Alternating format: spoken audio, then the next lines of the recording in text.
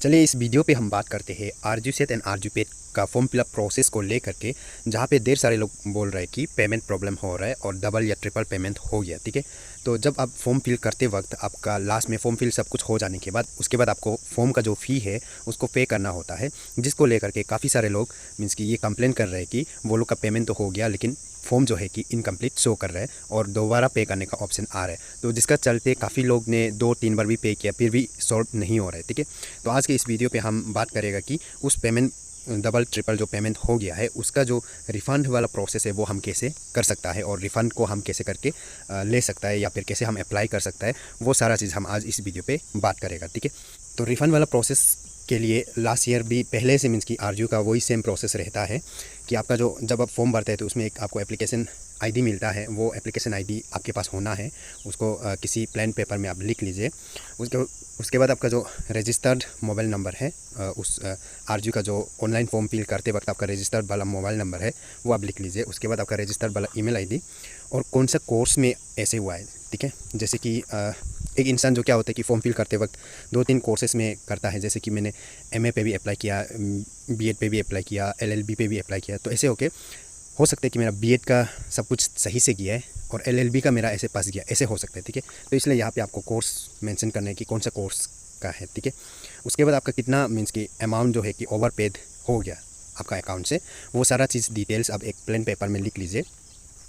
उसको आप क्या कर सकते हैं, अगर आप दूर में हैं यानी कि कैपिटल कॉम्प्लेक्स का अंदर में नहीं है, दूर में है, ऐसे होने से आपको फॉर्म फिल करने जगह में ही आपको एक कॉन्टैक्ट आस का एक ऑप्शन मिलता है। वहाँ पे जब आप जाएगा तो उसमें आपको क्या होता है कि 2 कॉन्टैक्ट नंबर आपको दिया जाता है। ठीक है, उसमें शो किया जाता है।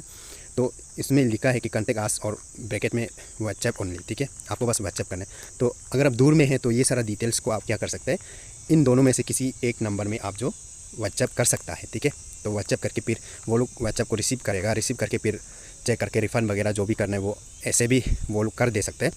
और आप जो एक बार मैसेज कर दिया फिर रिप्लाई नहीं दे रहे बोल के बार बार मैसेज करते मत रहो। ठीक है, किसी भी इंसान को आप जो एक ही चीज़ के लिए बार बार मैसेज करेगा तो उल्टा इरिटेट हो जाएगा। और अगर आपको ऐसे प्रॉब्लम मिल रहा है तो जाहिर सी बात है कि आपको सिर्फ नहीं, आपका जैसे और काफ़ी सारे लोग होंगे। ठीक है, तो यहाँ पे सिर्फ 2 नंबर दिया गया है, दोनों ही नंबर में एक इंसान जो दोनों नंबर में ट्राई करता होगा, दोनों नंबर पे मैसेज करता होगा, तो आप कॉमन सेंस लगा सकते हैं कि पूरा इंटायर अरुणाचल का और अरुणाचल का बाहर का भी स्टूडेंट्स लोग फॉर्म फिल करते हैं तो सबको प्रॉब्लम फेस करने मिलता है। अरुणाचल का हो या बाहर का, सबको सेम प्रॉब्लम फेस कर रहे हैं।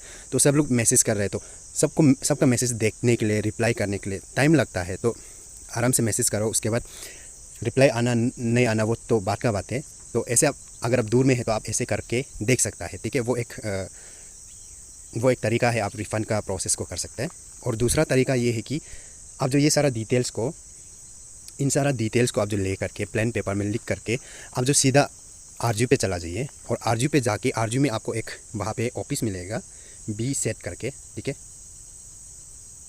बी सेट करके एक आपको वहाँ पे आरजू में ऑफिस मिलेगा। अब आरजू इंट्रेंस घुसने के साथ साथ थोड़ा आगे जाके किसी को भी वहाँ पे आप पूछो कि बी सेट कहाँ पे है तो आपको बता देगा। ठीक है, तो अगर आप आरजू को ऑलरेडी पहले से जानते हैं बोलने से तो हम ऐसे बता सकते हैं कि पुराना जो इंग्लिश हिंदी डिपार्टमेंट का बिल्डिंग में है, ऐसे हम बता सकते हैं। ठीक है, तो अभी तो इंग्लिश हिंदी डिपार्टमेंट शिफ्ट हो गया है, तो पुराना इंग्लिश हिंदी डिपार्टमेंट जहाँ पे है उस बिल्डिंग में है और उसका ऊपर फ्लोर पे है। ठीक है, तो उसमें है, तो आप वहाँ पे जाके वहाँ पे जो बी सेट में जो टेक्निकल टीम बैठा हुआ है तो उनसे आप ऐसे इन सारा डिटेल्स को देके आपका रिफ़ंड प्रोसेस को आप ऐसे भी कर सकता है। ठीक है, और एक चीज़ ध्यान रखना है, आप जो फॉर्म फिल किया और आप पेमेंट किया और आपका पेमेंट जो कट गया अकाउंट से लेकिन आपका फॉर्म में इनकम्प्लीट शो कर रहा है, तो ऐसे हो कि आप जो डायरेक्ट छोड़ के भी फिर नहीं रखना है। डायरेक्ट छोड़ के भी रखेगा तो क्या होगा कि आपका फॉर्म तो इनकम्प्लीट है तो बाद में आपको इंट्रेंस देने भी नहीं मिलेगा और आपका जो फर्स्ट पेमेंट वाला का उसका रिफ़ंड भी नहीं मिलेगा। ठीक है, रिफ़ंड सिर्फ डबल ट्रिपल जिसका पेमेंट हुआ है उसका ही रिफ़ंड होगा।